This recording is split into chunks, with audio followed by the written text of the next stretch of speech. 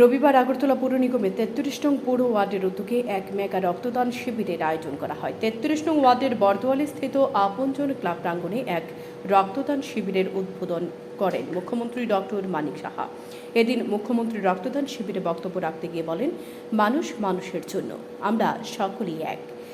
এটা একমাত্র রক্তদানের মাধ্যমে বোঝা যায়। এই কারণেই যে কোনো দানের চেয়ে রক্তদানকে শ্রেষ্ঠ দান বলা হয়। একজনের রক্তদানের ফলে সে রক্ত দিয়ে ৩ জন থেকে ৪ জন মুমূর্ষু রোগীকে বাঁচানো সম্ভব। আর এই জন্যই বলা হয় রক্তদান মানে জীবনদান। তিনি বক্তব্য রাখতে গিয়ে আরও বলেন, ব্লাড ব্যাংকে যদি পর্যাপ্ত পরিমাণে ব্লাড না মজুদ থাকে তাহলে ডাক্তার বা রোগীকে সমস্যায় পড়তে হয়। কোভিডের সময়েও ব্লাড ব্যাংকগুলিতে রক্তের স্বল্পতা দেখা দেয়নি। পাশাপাশি নির্বাচনের সময় রাজ্যের রক্তের সংকট দেখা যায়, কারণ সে সময় নির্বাচনের কাজের ব্যস্ততার জন্য রক্তদানের যে বিশেষ ব্যবস্থা তা করা সম্ভব হয়ে ওঠেনি।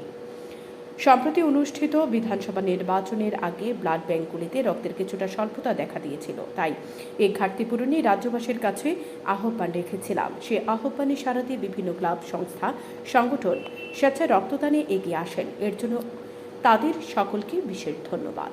এর মাধ্যমে আমাদের বুঝিয়ে দেয় আমরা মানুষ, আমরা সবাই এক। সেটা কিন্তু আমরা রক্তের দানের মাধ্যমে সেটা আমরা বুঝতে পারি।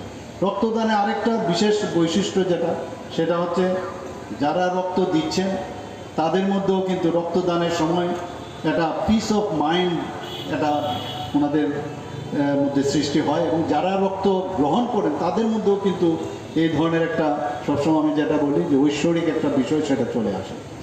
তো এই ধরনের একটা মহান যে কাজ, সেটা আমার মনে হয় অন্যান্য দান, যে কোনো দানের থেকে এটা শ্রেষ্ঠ দান সেই কারণেই বলা হয়। সাধারণত ৩ জন মুমূর্ষু ব্যক্তিকে, ৩ থেকে ৪ জন মুমূর্ষু ব্যক্তিকে রক্ত যখন যে দান করেন তাকে বাঁচানো যায়। এর জন্য বলেন রক্তদান জীবনদান। আয়োজিত রক্তদান শিবিরে এই দিনে এছাড়া উপস্থিত ছিলেন আগরতলা পৌর নিগমের মেয়র দীপক মজুমদার, বিশিষ্ট সমাজ সেবক রাজীব ভট্টাচার্য সহ অন্যান্যরা। পরে সকলে রক্তদান শিবির ঘুরে দেখেন এবং রক্তদাতাদের উৎসাহিত করেন। Bureau report, news daily Bharat.